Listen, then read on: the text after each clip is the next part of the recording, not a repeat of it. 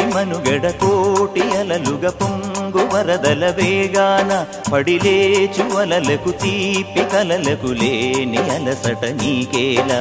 నల్ల నల్ల నీళ్లలోన ఎల్లకిల్ల పడ్డట్టున్న అల్లో మల్లో ఆకాశాన చుక్కల్లు